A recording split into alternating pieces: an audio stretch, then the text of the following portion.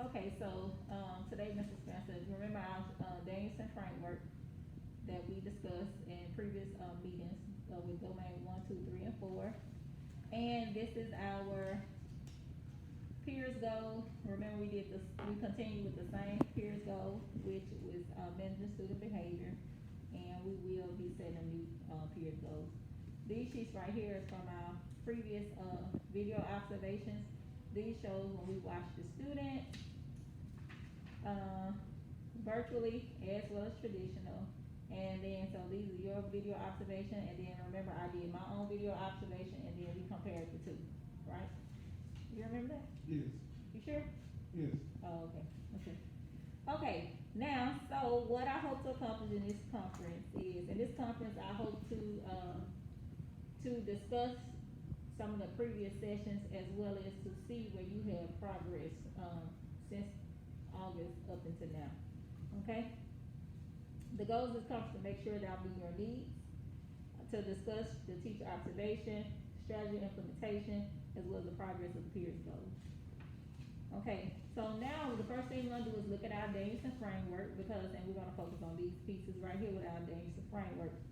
Now, under Danielson domain two, I want you to look and see what do you feel like will be your area of strength under domain two.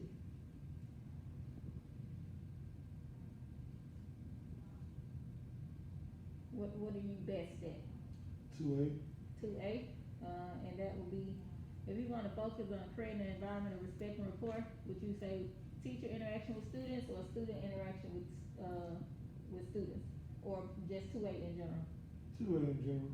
Okay, alright, let's, looking under that same domain, which one you think you need the most assistance with, what will be your weakest?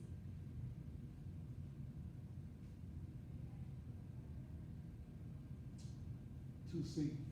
2C, managing classroom procedures. Alright, what supports 2A? What could you tell me that will support 2A, creating an environment of respect and rapport? Interaction.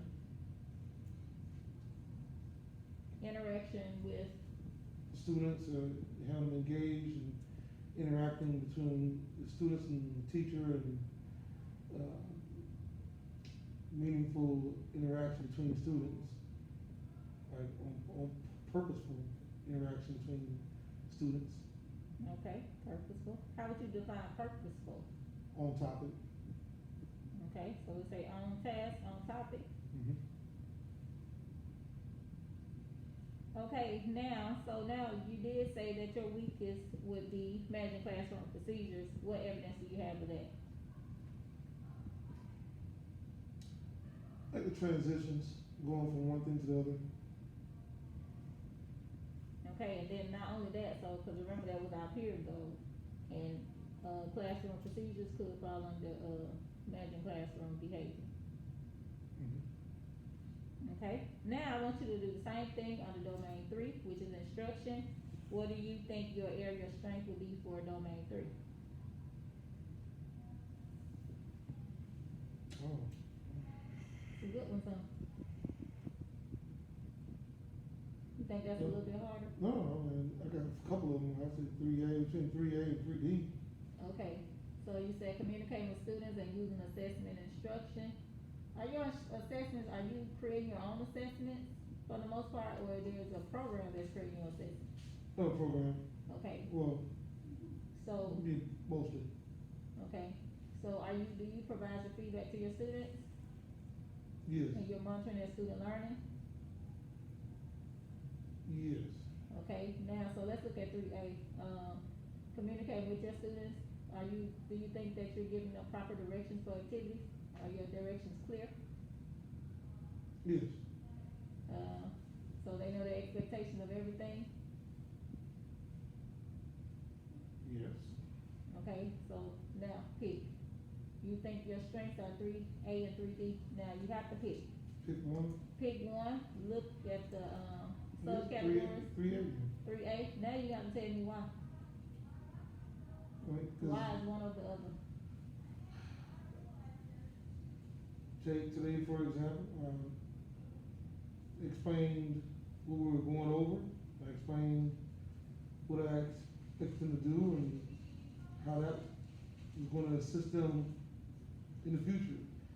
They do their notes and their vocabulary, it'll help them with their assessment in the future. Okay, so that means that what you're saying is that you provided clear directions and they knew that their expectations before they started the assignment. Okay, alright. Now, the same domain, what would you need help with? What is your weakest? So we know it's gotta be three B, C, or E because, hey, you rank three A and three D, it's high. Now, because you feel like it's your strength, that doesn't mean that, hey, it's just in dire need either, okay? 3B. 3B. So you saying 3B will be your weakest, using questioning and discussion techniques. You know what, I would, for me, I would probably pick something like that too. Okay, now tell me why. What proof do you have in that? Lack of interaction. And that will go back to our new peers goal that we get ready to create, which is student engagement, right? Right.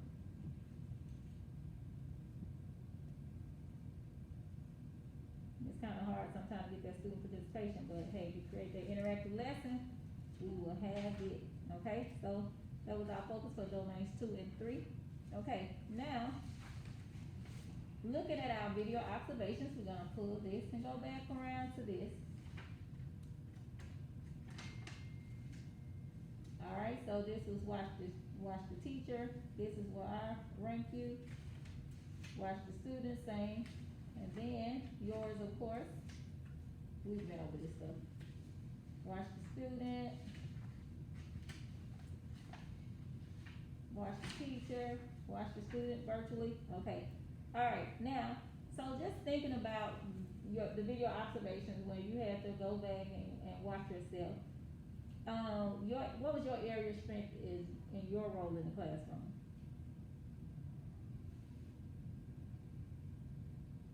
What was my area of strength?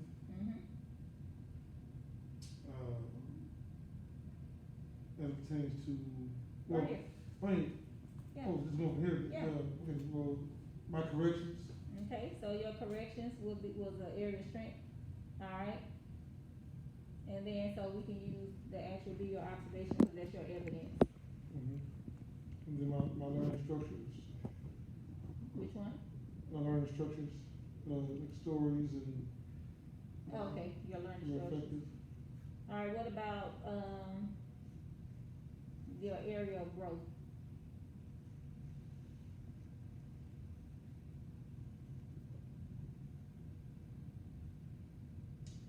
Back to the interaction, I guess, we had to. So everything, it goes back to kinda like engagement, huh? Mhm. Student engagement, so I think we're right on point with our new peers goal.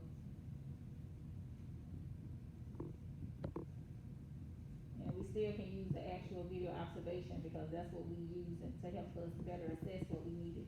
Okay, now, so that's your role in the classroom.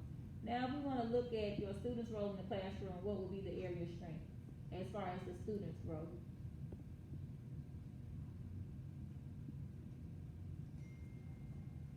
What was my area of strength as it pertains to Your students' role in the classroom, what would be an area of strength for them? And you can think beyond this, you can, think beyond our documents. So what, if you had to think off the top of your head, what would be an area of strength for them? Now, whatever you say, you have to be able to provide me with some support, some evidence why you believe that that's their area of strength, if you wanna go beyond these documents.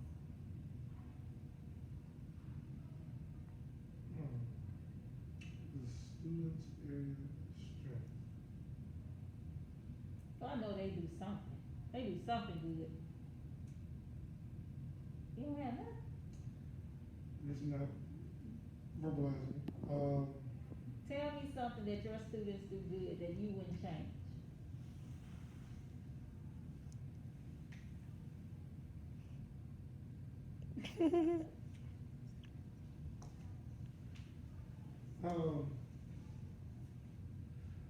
I guess one thing is,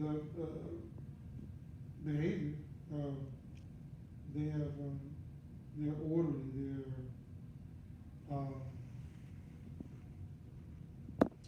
receptive. Okay, let's say receptive.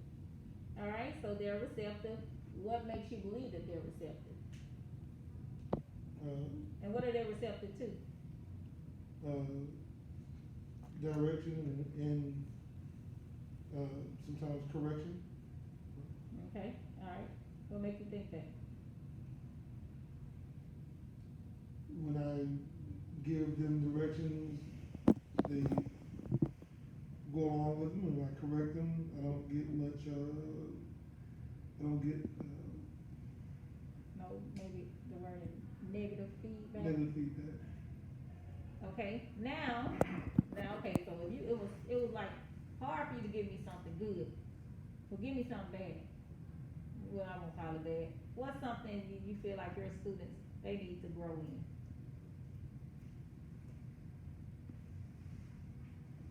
Time management. Time management. Ooh, you said something there, that's a good one right there. Time management, I know you have all the evidence in the world to tell me why. What's your sources? What's your evidence for time management? I give them an assessment, a 5-question assessment, and I give them 30 minutes to do it. And I look at the grade book, the interactive form, and see that some of them haven't done it yet. And they say they're still working on it, or I'm gonna do it later on when I get home. Okay, so they're not completing assignments on time, then that still goes back to, if you say 30 minutes, right? Guess what? That's all they need to have, is 30 minutes. Not, I do it when I get home, because they have an hour and a half in class. So it just goes back to that. Now, the night tools, so much, we won't really discuss the nice tool, because I know I'm more familiar with the nice tool, and that's just how I, document when I come in and do the observation and everything. So I just type stuff in that. And, remember we did the teacher talk versus the student talk? And then we realized, hey, who's doing most of the talking? Okay, so that would be area of growth. Students talk more than the teacher. The area of growth will, hold on, said it wrong. The area of growth will be the teacher to talk less, and you want the students to talk more. When it came down to that tool that we use with teacher talk versus student talk. However, your evaluation, I heard it was pretty good. They said you were on point, you were stopping, you was asking those questions and everything. So it sounds like there's something the teacher versus student talk. Now it seems like it's more the student now a little bit than the teacher. So do you think that helped you when we discussed that teacher versus student talk? Yes. Yes. Why? How? How? Yes. You can't just say yes. Made the necessary changes. And so how do you think the kids are adjusting to that? You think it's better for them, or? It's better for them, and I kind of put in some incentive when folks, when students do interact and answer questions or whatnot. I put points in the book, in the grade book. Bonus points, okay. Bonus points. Okay. All right, next thing. Okay, so now we're gonna look at our peers goals, which we did use the same too. The better manage student behavior, so that's where so do you think that you have made any progress with managing student behavior with this peers goal? Yes. Yes. How? You know it was coming. Our first period goal was December 22nd, then we just, redid the same one, January 28th. And now, so tell me how you have, from January the 22nd till January the 28th, how have you, improved in your particular, peers goal, which was managing student behavior? Tell me about your growth. Staying more on top of them,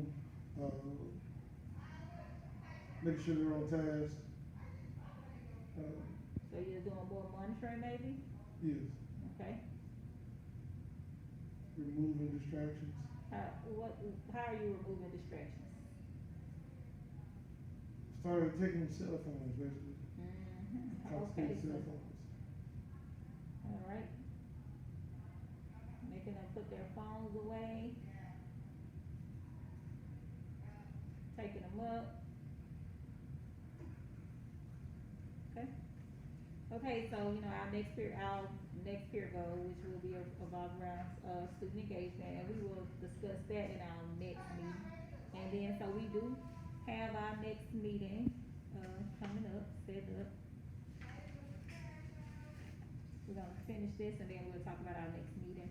Alright, so, based on this, what positive trend in the instruction did the data reveal? What positive trends, like, it could be positives, negatives, with our strengths, our growth, what do you think?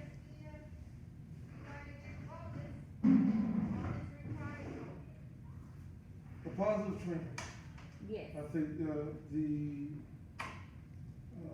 positive classroom environment, and rapport building has continued. positive classroom environment.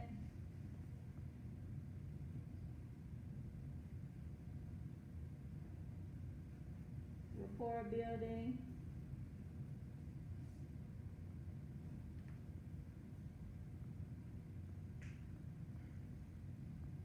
Okay, what is the most important area of growth the data reveal? And how will you use this information to improve student learning? Most important, area of growth, be student interaction. Okay, so student engagement, and how would you use that to improve student learning? The more they're engaged, the more they learn. So what are you gonna do?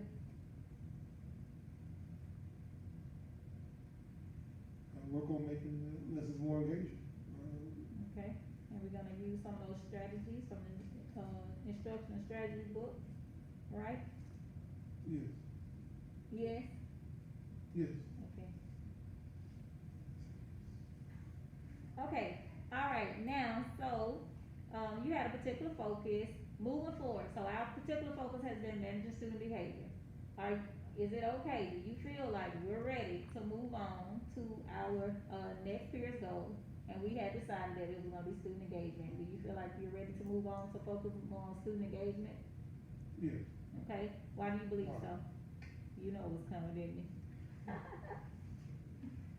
Because I've seen growth in that so far, and, that's gonna continue, so move on to the next thing. Right, and me personally, I do think that, managing student behavior as well as student engagement, I feel like it goes hand in hand. Because if you have one, hey, you should be able to have the other. So in education, I guess everything ties together somehow anyway. Okay, so, final statement.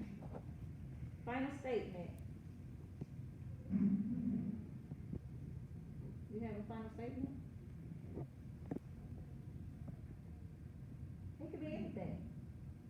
Anything based on what you have learned here today. Anything about the data, anything that's yet to come, anything. I look forward to, continuing to grow, in this profession, using these tools.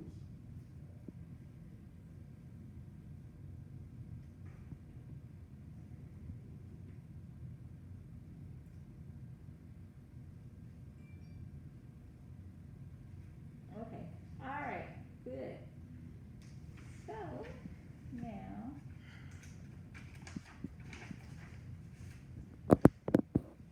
I was about to say our final observation is coming, no, that's not true. We will have another, meeting on Monday, and it's just with the strategy that you've been implementing, which is the student engagement, okay? So the purpose of this visit, is it to get a clear picture of reality, or to monitor progress towards the goal? Which one you wanna do? months of progress towards a goal, or to get a clear picture of reality. Remember, we're going into a new peers goal. So,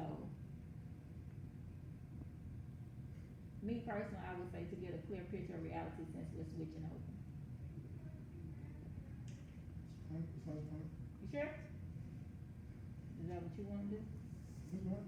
Okay, so, to get a clear picture of reality, we will do a, debrief on Monday evening. After school, we'll do a debrief. And Monday's date is the 8th, 3/8. This is strictly for you. And our focus is instruction, engagement, and learning, because that's our new peers goal. We're gonna share data, face-to-face. We will have, your video engagement, 3/8/21, here in, what's the one, 372? And this is just a debrief. We will be recording.